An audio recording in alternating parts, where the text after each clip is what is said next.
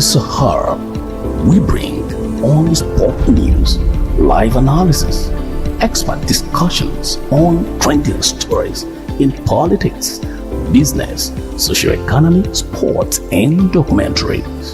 So catch all the updates on the happenings around the globe. Stay focused on the fact today, only on ATN. From the line across the ocean to the land beyond the mountains, through the Sahara, we bring honest pop news, live analysis, expert discussions on trending stories in politics, business, socio-economy, sports, and documentaries. So catch all the updates on the happenings around the globe. Stay focused on the fact today, only on ATN.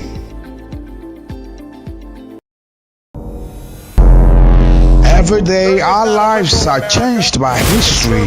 We are one people, all of us. Leaders, politics, Nobody's ambition is what they blood. I have fought very firmly. natural occurrence, war, and the world economy. Democracy cannot succeed unless those who express their choice are prepared to choose wisely. The real safeguard of democracy, therefore, is education. By Franklin Delano Roosevelt. The strength of the Constitution lies entirely in the determination of each citizen to defend it.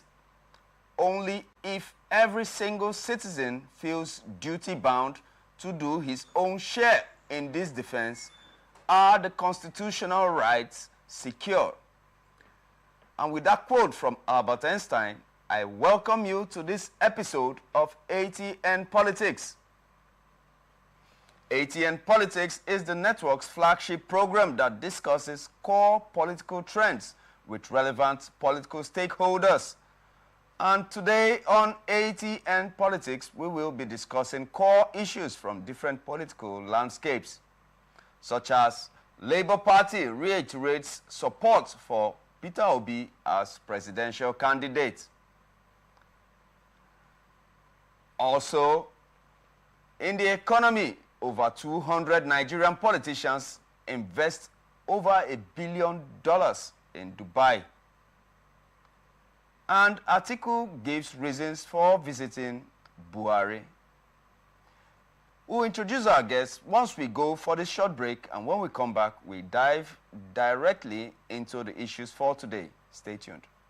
From the line across the ocean to the land beyond the mountains, through the Sahara, we bring honest pop news, live analysis, expert discussions on trending stories in politics, business, socio-economy, sports, and documentaries. So catch all the updates on the happenings around the globe. Stay focused on the fact today, only on ATN.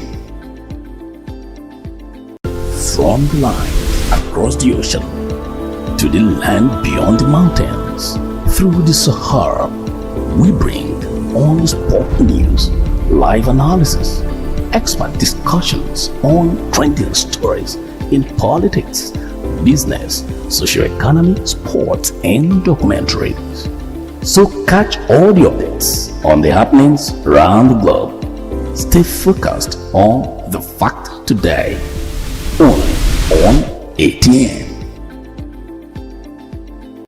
From the line across the ocean to the land beyond the mountains, through the Sahara, we bring honest pop news, live analysis, expert discussions on trending stories in politics, business, socio-economy, sports, and documentaries.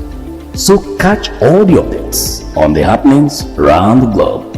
Stay focused on the fact today, only on ATN. From the line across the ocean to the land beyond the mountains, through the Sahara, we bring honest pop news, live analysis, expert discussions on trending stories in politics, business, socio-economy, sports, and documentaries. So catch all the updates on the happenings around the globe. Stay focused on the fact today, only on ATN. From the line across the ocean to the land beyond the mountains, through the Sahara, we bring all the sport news, live analysis, expert discussions on trending stories in politics, business, socio-economy, sports, and documentaries. So catch all the updates on the happenings around the globe. Stay focused on the fact today, only on ATN. From the line across the ocean to the land beyond the mountains, through the Sahara, we bring all the sport news, live analysis, expert discussions on trending stories in politics, business, socio-economy, sports, and documentaries. So catch all the updates on the happenings around the globe. Stay focused on the fact today, only on ATN.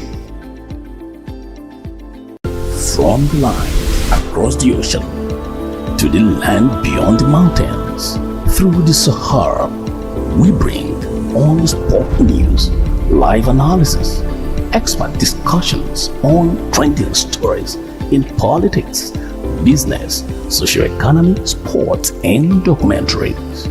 So catch all the updates on the happenings around the globe. Stay focused on the fact today, only on ATN. From the line across the ocean to the land beyond the mountains, through the Sahara, we bring all the sport news, live analysis, expert discussions on trending stories in politics, business, socio-economy, sports, and documentaries. So catch all the updates on the happenings around the globe. Stay focused on the fact today, only on ATN. From the line across the ocean to the land beyond the mountains, through the Sahara, we bring all the sport news, live analysis, expert discussions on trending stories in politics, business, socio-economy, sports, and documentaries. So catch all the updates on the happenings around the globe. Stay focused on the fact today, only on ATN. From the line across the ocean to the land beyond the mountains, through the Sahara, we bring all the sport news, live analysis, expert discussions on trending stories in politics, business, socio-economy, sports, and documentaries. So catch all the updates on the happenings around the globe. Stay focused on the fact today, only on ATN. From the line across the ocean to the land beyond the mountains, through the Sahara, we bring all the sport news, live analysis, expert discussions on trending stories in politics, business, socio-economy, sports, and documentaries. So catch all the updates on the happenings around the globe. Stay focused on the fact today, only on ATN.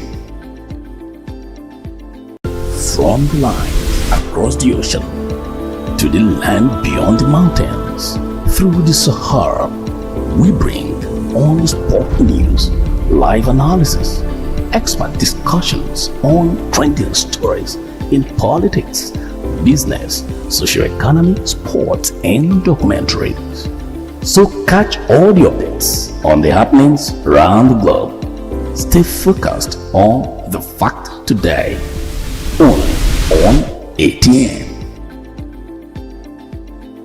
from the lines across the ocean to the land beyond the mountains, through the Sahara, we bring on sport news, live analysis, expert discussions on trending stories in politics, business, socio-economy, sports, and documentary.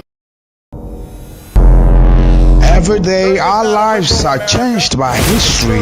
We are one people, all of us. Leaders, politics, Nobody's ambition is what the blood. I have fought a very family. natural occurrence. Pleasure is mine to welcome you back to ATN Politics on Atlantic Television Network right here in the city of Port Harcourt. Our guest for today, we have Okoro Vincent Ogenekewe, a political analyst. You're welcome, sir. Thank you very much. It's my pleasure to be at ATN today. You're welcome. Thank you. And also, we have Dumezo Samson, political analyst as well. And he is here to join us in dissecting the political issues for today. You're welcome, sir. Thank you very much. Always a privilege. Thank you. Thank you, too. All right, let's go straight into the issues. Aisha Yusufu, a member of the Labour Party 2023 presidential campaign team, has said that Peter Obi, the party's flag bearer in the last elections, did not create the Obedient movement. Yusufu and the Obedient movement said that the movement was formed due to the fallout of the NSAS killings. She pointed out that the collective anger by Nigerian youths led to the formation of the Obedient movement, of which Peter Obi is a beneficiary. Meanwhile, the Labour Party has reiterated its support for Peter Obi as its presidential candidate in the 2027 elections, dismissing rumors of a potential replacement. In a statement jointly signed yesterday by the Director General of the Directorate of Mobilization and Integration, he said that the Deputy Director of Media and Communications, Ambassador Anya Elumelu, and the Deputy Director of Strategy and Engagement, Sheikh Rufai Al-Sadiq, the party has denied reports of any rift and affirmed its commitment to Obi's candidacy. All right, we have two issues joined in one here, and we'll try as much as possible to use time wisely and see how much we can address. So, I'll start with you, Dumezo, sir. Concerning the report by Aisha Yusufu that the mighty Obedient movement that caused a furor during the last general elections, that it was not formed by Peter Obi himself, and gave us the history that led to, from her version, that led to the formation of the Peter Obi, the Obedient movement. First of all, let's start with, is she correct? Do you concur? Well, there are two things, and I think that the issues need to be cleared up, right? Yeah. First, when you talk about Obedient movement, the name Obedient, comes after the name Obi. Yeah. All right, so when you say the Obedient movement, it means that the movement is tied to the personality of Peter Obi. Exactly. All right, and Aisha Yusuf should have been a little clear to say, look, there was a build-up of agitation already in the political space, which favored Obi. Okay. All right, saying that Peter Obi didn't start the Obedient movement means that the Obedient movement existed before Peter Obi came on board. Meanwhile, the name Obedient is tied to Peter Obi as a person. So there had been that agitation, a cluster of persons who were already tired of the political system, who were already agitating. Of course, the momentum came up through the NSAS protest. Exactly. And we must understand that this is not the first, of its kind. There has been lots of protests. Of course, when Jonathan was president, people took to the streets for his removal. And that led to the coming on board of President Buhari. And then, of course, when Obasanjo was also in office, there were lots of protests. People were not satisfied with the system at the time. So they revolted that they needed a kind of change. Just the way we still have President Tinubu now in office, and there are some persons who still do not feel satisfied with the policies of his administration. Exactly. So somebody would always benefit from a revolt by a people.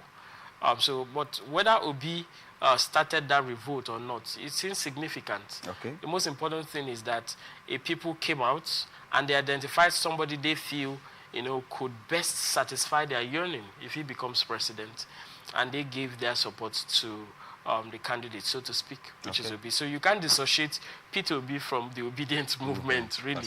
Even though being a normal thing, there was a cluster of persons who had become dissatisfied with the system, of which gave room for the Peter Obi movement to gain momentum at the time. Okay. Vincent, Mr. Vincent, do you see at any point in time, will there arise at any time that there will be a conflict between the principal, Peter Obi, and the obedient movement? Okay. First and foremost, when I came across that particular headline, the first question that came to my mind was, what is the essence of Aisha Yusuf coming to make such a statement at this critical time, where, as a matter of fact, those who are major players in the political space are already looking at 2027. Now, an offshoot from a statement, if I may say, is Labour Party coming to say, Peter Obi remain their candidate. Exactly. So if Aisha Yusuf is coming to make such a statement, then one begin to look at what is the essence of she, coming up with such a statement at this critical time. Now, looking at how the obedient movement was formed, we will look at many factors.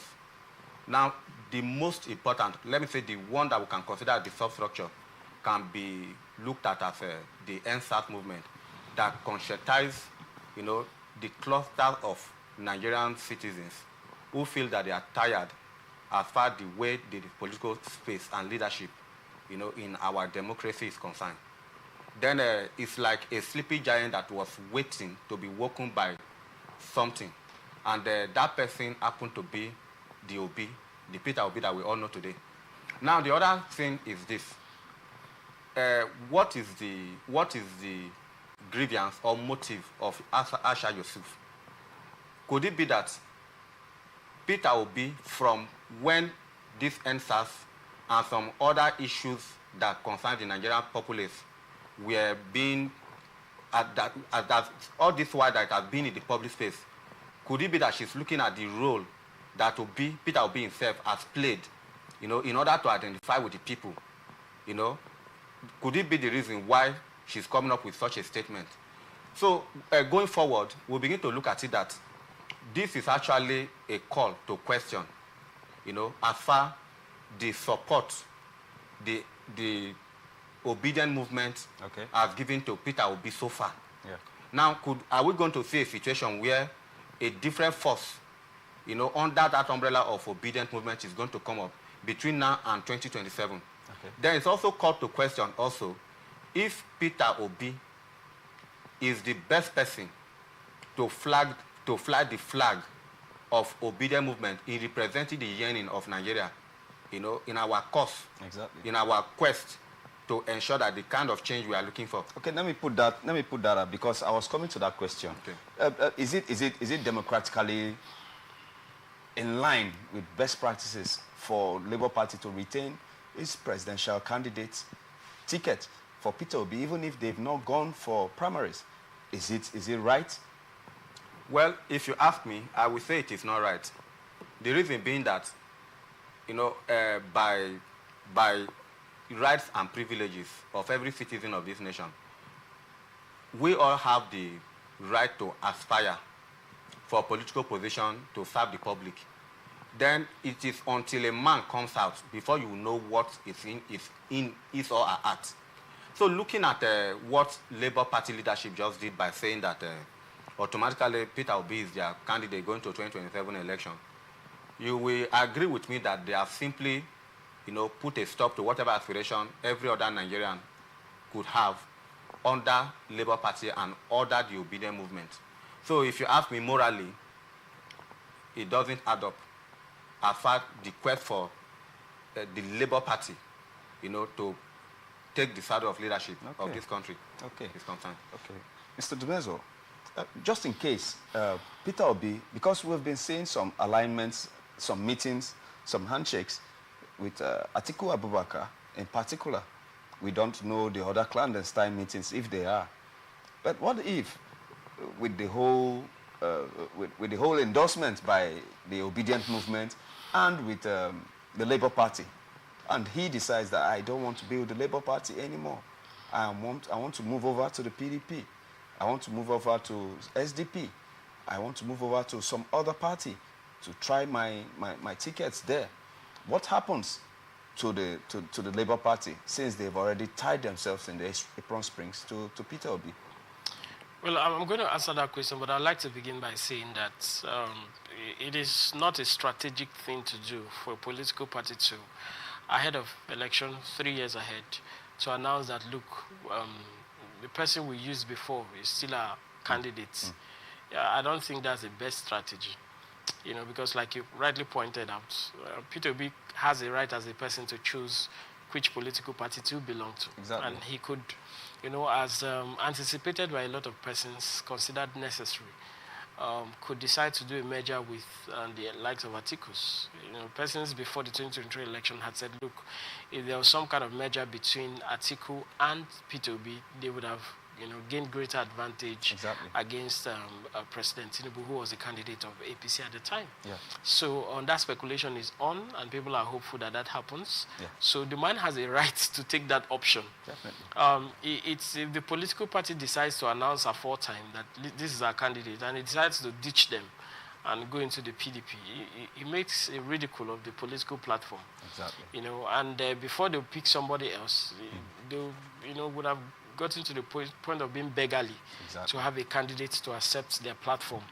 But we must also understand that Labour Party in itself is not what was the strength Peter Obi had.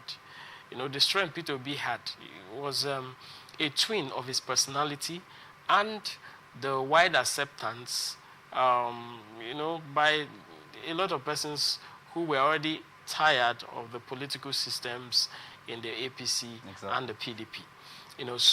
But then I'd want to also add, as my brother had just said here, that elections are in cycles and seasons, and the 2023 general election cycle is over. Yeah. Now, if the party would want to have another candidate, there are modes of primaries that are available to political parties. You either would do the direct primaries, which you're going to have the members of the political parties across all the wards, length and breadth of the country, vote for who becomes their candidate. Or you're going to have the indirect primaries where you're going to have delegates, representing a broad majority of the party members to decide. Yeah. And then the party could adopt a candidate. And in adopting a candidate, it has to be by consensus. Yeah. That position taken by a few persons you cannot be said to be the NWC decision of the Labour Party, because there are persons who may differ. Okay. So I think that the Labour Party should be particular in keeping their platform safe, together, and worth being competed for. You don't just get up and say, "Well, it's not something you inherit." Exactly. Votes must count. Decisions that comes in must be by the interest of the people. All right. But as regards 2027. I think that the Labour Party or Peter Obi as a person would have learned his lessons, Atiku would have learned his lessons, and I think that they now have come to the conclusion that it's better to work together than to work apart. Exactly. And that's the means with which the All Progressives Congress took over power in this country. In 2015. There was a merger between several political parties, that formed the political strength to take out the ruling party at the time, the PDP. The president of the country currently, President Bola Ahmed Tinubu, is a political juggernaut. He's not some kind of small fry that you could, throw out of the window. Exactly. And he's deeply rooted, across the length and breadth of this country, well experienced. Yeah. And if you must have a worthy contest with him, you must have to pull out your best. Exactly. And I think that Atiku as a person does not have that capacity. Peter Obi as a person does not have that capacity. Okay. It would necessarily have to be a collaboration between all of the political gladiators in the opposition against the current president come 2027. Well put out, well put out. All right, let's move on. Over 200 Nigerian politicians and security officers have invested nearly $1 billion in the sprawling Dubai property market in less than 2 decades. The press can confirm exclusively that the wives and children of politically exposed persons and court judges and top civil servants are in the party. Amassing 1,600 properties in choice locations in Dubai, which is famed as the most popular city in the United Arab Emirates. Nigerians are the second highest foreign purchasers of Dubai properties after India, owning 1,824 real estate assets in the flourishing market. I mean, the statistics here are already dazzling me. I mean, and you're getting to see politicians, security officers, legal luminaries have all invested in total $1 billion. And this is the leader of the pack are the politicians. We are not saying that they all are corrupt per se.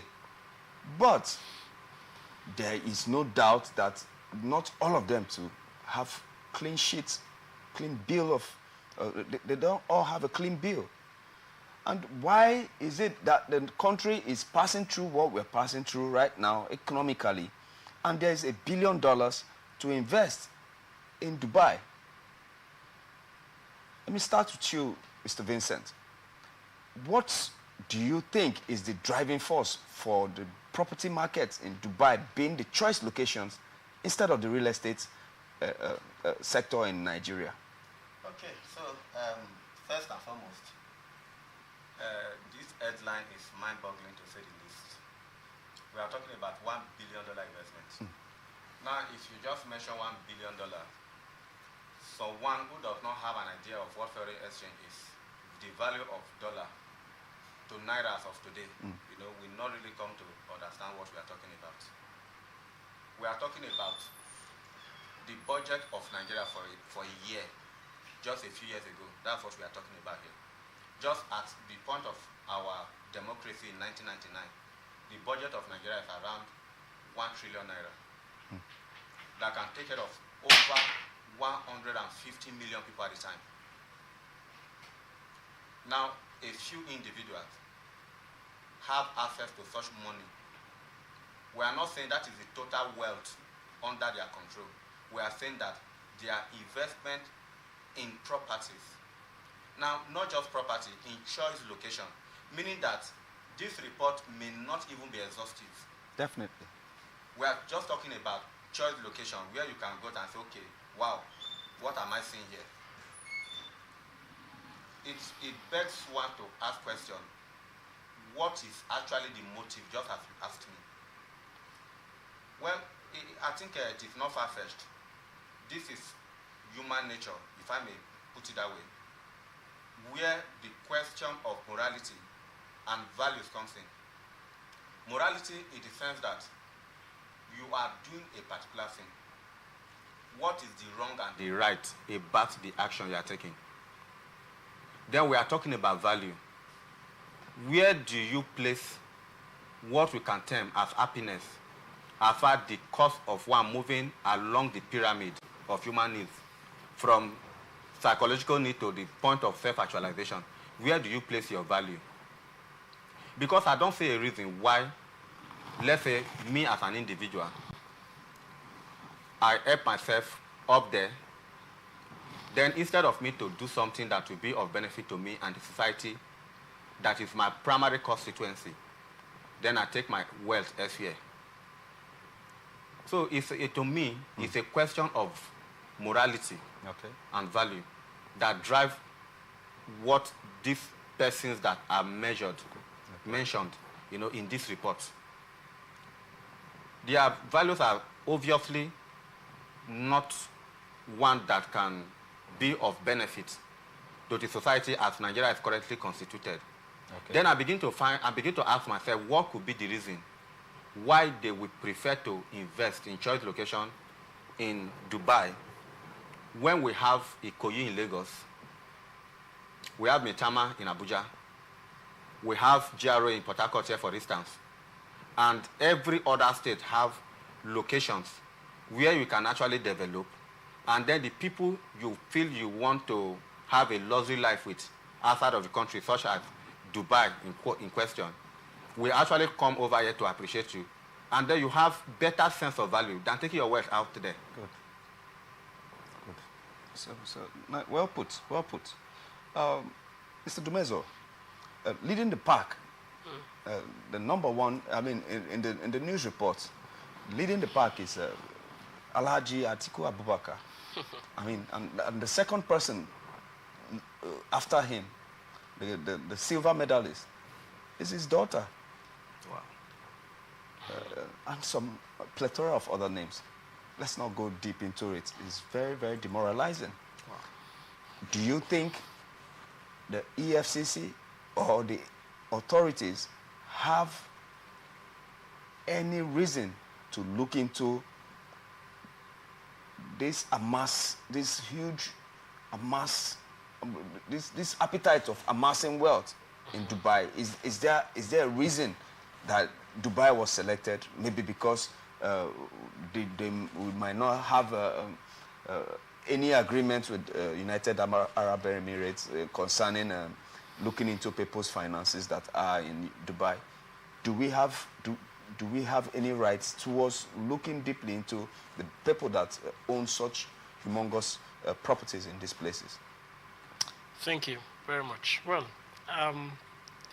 every investor looks at few elements to consider the investment destination. You want to look at the safety of the place. You want to look at the prospects, of your business return on investments. And you can't really stop anyone from their choice of where to invest. Every investor wants to create value and make money. And you can't now say, okay, this person, if he has the money, he cannot invest in Dubai.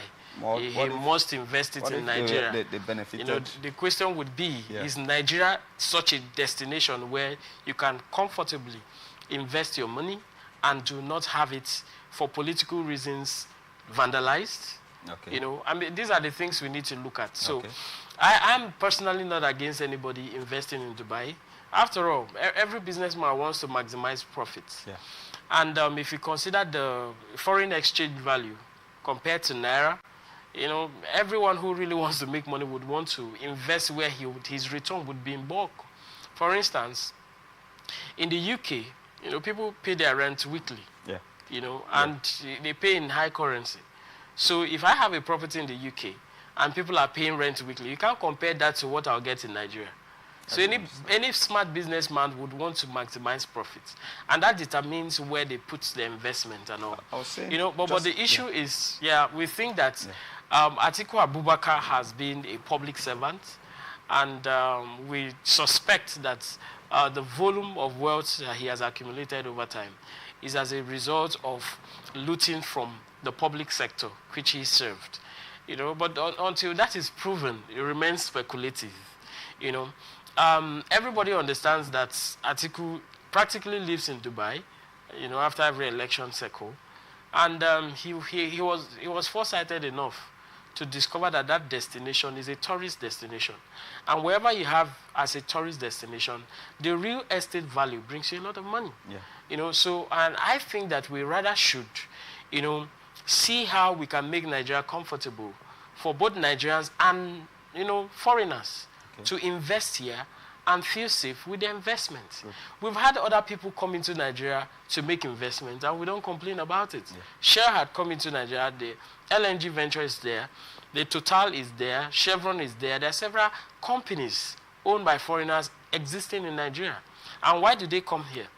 They came here to, make more profit because they discovered that we have the raw material, which is the crude oil here. And if you have access to it, you will make more profit, than importing where you are. And so they decided to come to Nigeria to, dig deep into the raw materials. And they've contributed to the GDP of Nigeria, whether we like it or not. So if you're going to take the statistics of the most investment in Nigeria, discover that foreigners, have the most investment in Nigeria. Yeah. So Atiku Abubakar and the rest, they're also foreigners in Dubai. But I think that the way forward should be that, we would have to improve the level of accountability, in our public sector. That's number one. Number two is that we must have to create that enabling environment for businesses to thrive. Yeah. Now, if by what I'm seeing today in Nigeria, if I have the opportunity to invest outside, I will. I gladly would. I'd rather have one valuable property in the UK that gives me unhindered returns than have 500 properties in Nigeria that would not give me returns at all. Because in Nigeria, we are too vindictive. If I become the president tomorrow and you are against me, I could look at your flourishing businesses and decide to bring it down. And that's a lot of money. Just like we've seen with Intel's, Atiku and all of that, the victimization. So the more I feel safe and the rest to invest out there. But talking about corruption issue, that's entirely a different thing. I would have to nip it in the bud here in Nigeria. And that's basically it. Well said, well said. We have been talking to Okoro Vincent Ogenekewe and Dumezo Samson, both political analysts of no mean repute. Go and take a very short break, and when we return, more issues to be trashed out. Stay tuned. War and the world economy. I belong to everybody. Every day, our lives are changed by history. We are one people, all of us. Leaders, politics, Nobody's ambition is what the blood. I have fought a very family. natural occurrence, war, and the world economy. I belong to everybody, and I belong to nobody. ATN covers it all on ATN Politics today.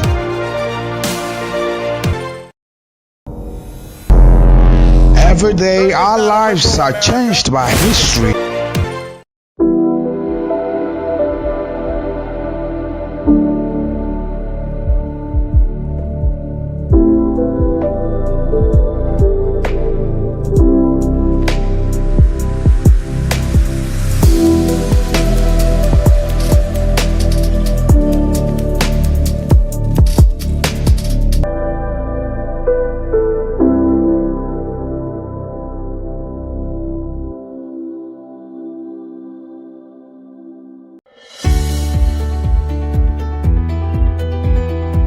People into the country illegally. That is amazing. Honourable you human trafficker. Honourable they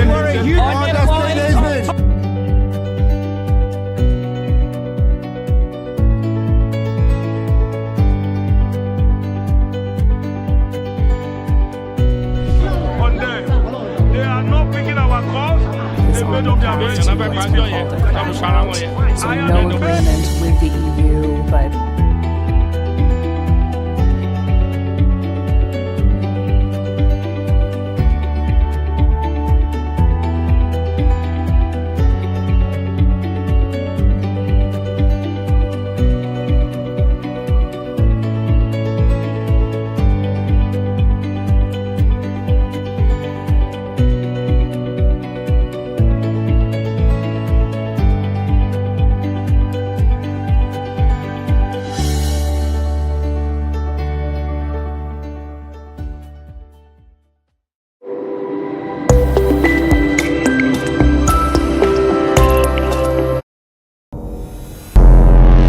Every day, our lives are changed by history. We are one people, all of us. Leaders, politics, Nobody's ambition is what the blood. I have fought a very family. natural occurrence. Welcome back to ATN Politics on Atlantic Television Network. We have been speaking to Okoro Vincent Ogenekewe and Dumezo Samson.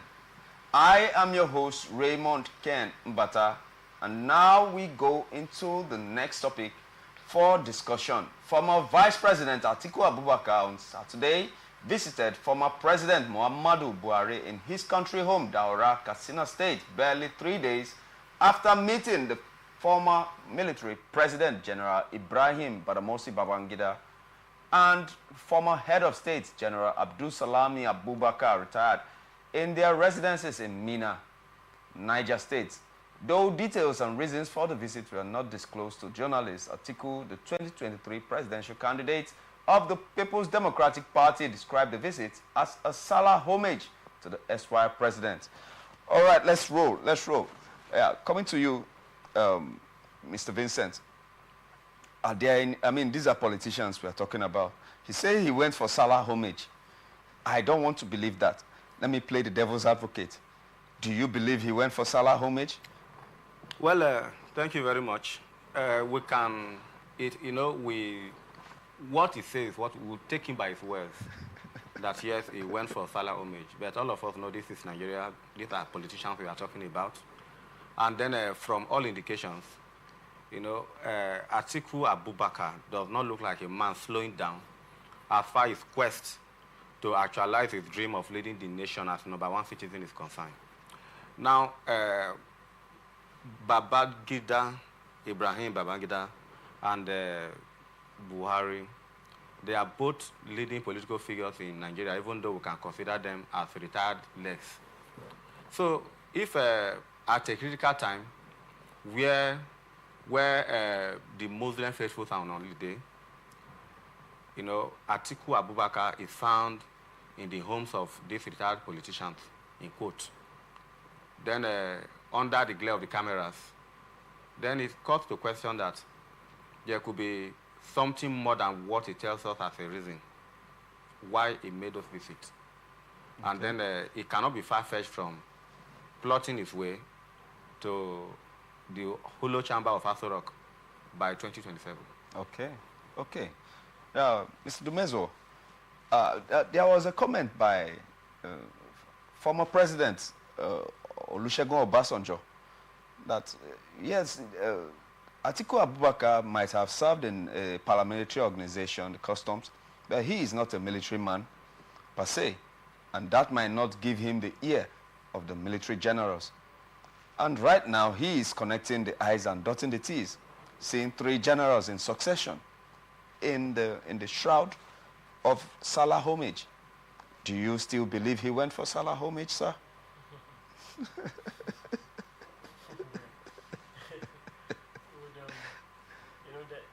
Politicians don't always admit that their visits are tied to politics, because everybody tries to avoid criticism that, oh, your moves are too early, or they try to save the persons they have visited, from being dragged in the public space. Mind you, all of these former presidents of this country are in their states of retirement, and they are statesmen, and their doors are open to every and anybody who chooses to come visit them. Exactly. And they don't want to be seen as much as it's inevitable that they are leaders of this country. They don't want to be seen as those who are, trying to force a certain person, into power. So everybody tries to create a balance and avoid the real issues. Okay. But then, if Atiku is paying Salah homage, and then he should also do that to the president, because the president is also a Muslim. Exactly. There shouldn't be a segregation to, whom he visits, for Salah homage, even though that is his right to do. Also good for the Ghana. But I tell you for sure that it's beyond the Salah homage. I am quite confident it's beyond that. Politicians always use festive seasons to, try to, bargain their way through, to getting what they want. Exactly. And the Salah period is not out of place, but we should be honest to say, look, my reason, for visiting the president is this. And I can tell you for free that all of those visits are tied to politics. They are tied to the 2027 politics. They are tied to protecting the interests of the North. And I do not think that currently there's anybody that has the sort of political muscle, in the North, that has the potential to contest for the presidency. Currently, I've looked at several persons from the North who has that financial muscle, who has that political strength, and wide coverage. Exactly. In comparison to Atiku Abubakar, I don't think there's any. So Atiku himself knows so, and he feels that, look, I still have what it takes to contest for the election, and he's not giving up at all. Okay. And I can see in that visit him being accompanied by some other renowned Northerners. Yeah. And just after that visit, I saw the likes of El-Rufai, exactly, who is bittered with the current administration, exactly, who feels he's not well treated. Yeah. And there are rumors that, of course, he was going to lead the opposition. Yeah. So look, we don't have to deceive ourselves. It is clearly politics. Yeah. And this is a build-up towards the 2027 election. And if I were the president, I would not take such visits lightly, for granted. He's not in his place to interrogate anyone for visiting. Exactly. But he has to put his house together, that's Mr. President, and understand that there is a force building up to challenge his likelihood of returning as the president in 2027. And of course, he owes it to the electorate to ensure that he delivers his mandate to the people, and then owes it to those who have supported him to ensure that, of course, he also does his best to carry them along in the running of the country. But 2027 is going to be interesting. Very interesting. Yeah. I'm watching, that was a series, an episode in the series that I can't wait to watch. It's a pleasure, it's a pleasure. Now let's move on. The Chartered Institute of Forensics and Certified Fraud Investigators of Nigeria has lamented the shame and disgrace on Nigeria caused by the political party candidates who present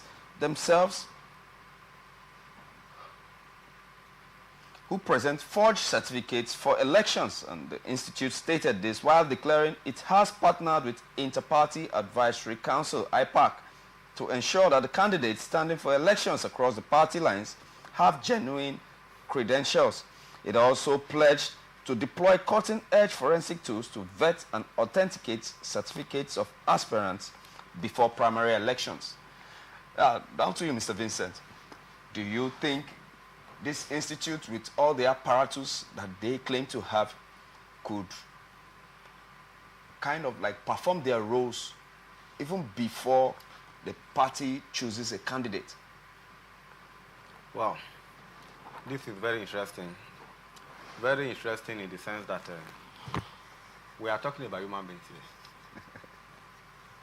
And as a matter of fact, I don't know if they are imported mercenaries coming into our system to man this body and see that the writing is done.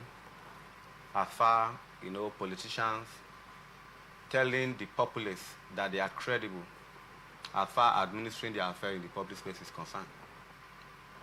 Now, we have been hearing things like this for a long time. We have the EFCC, we have the ICPC, we have NAFDAC, we have NDLEA, we even have the Nigerian police. What is the scorecard so far for this body that we are discussing right now to want to give us hope and assurance? I want to believe that it is not a ploy to make Nigerians to go to sleep. Because we have seen situations in this country where certain things came to the public, and then I took the outcry of the public to ensure that relevant institutions did the right thing. The one that happened to the lady that was appointed as a minister in this country with a forged NYC certificate is still fresh in our memory. If we can recall very well, we see that there was extreme public outcry that we can't allow this to stand. You cannot rub this on our faces. And then that was how, let me say, the Nigerian public was able to get justice against what was otherwise a slap on our faces. Yeah. So this body come to tell us that they are going to deploy, state-of-the-art forensic analysis to make sure all these things are purged out of our political space leading to 2027 election. Exactly. Then you begin to ask yourself, are they really serious about what they are saying? Do they have the tools? Do they have the moral values to stand by what they are saying. Then you also ask yourself, who are the persons that appointed these people to the position that they are holding right now? Isn't that body a government institution to start with? Who are the people that they are going to ensure do not get into public space with this fake result and certificates in quotes? Then I also look at the wider Nigerian society, because there's something I keep on saying. The government that preside over a people, rule over a people, are a product of the people themselves. Are we to be looking at what is happening at the foundation level, where these politicians, these certificate forgers are emerging from, or we should be fighting from the top? So this is something that I think we need to look at. Okay. This institution and those that are mind the institution also need to look at. Okay. Because it is not enough, you know, once it is eve of an election, we'll now start hearing this candidate, you know, that has passed to become a running mate of this person, or a good back candidate, you know, forged certificate. So we have to start running from court and all the rest of them. Yeah. It's not enough to just come, make what we call a bogus statement, you know, without the substance and evidential substance that we can hold on to. Okay. You know, as far their words and their promises are concerned. Okay. Okay. Mr. Dumezo, concerning the cases, the former embarrassing cases of certificate forgery, I know the desperation that it might take to get to that point. Do you think this institute is going to give us a sigh of relief? Well, for the want of time, I'll just be brief. These issues, several things lead to it, like my friend was saying here. There are several factors. First, you want to look at the education system. You know, okay. What is obtainable? What's obtainable out there? You know, what are the systems? Why would people want to go to that length? We must try to unbundle the stiffness of our system to enable people, you know, seamlessly go through it and earn their qualification. But in any case, whatever level of forensic apparatus you acquire, you must understand that people would operate it. You know, it's still Nigerians that will operate it. Yeah. And all of those are still subject to people's navigation and all of that. So I think that to cure the problem, we should look at the roots, the root causes of all of those things. Look at the education system, how easy is it to go to school, get your, you know, people just get discouraged by the too many bottlenecks in the educational system.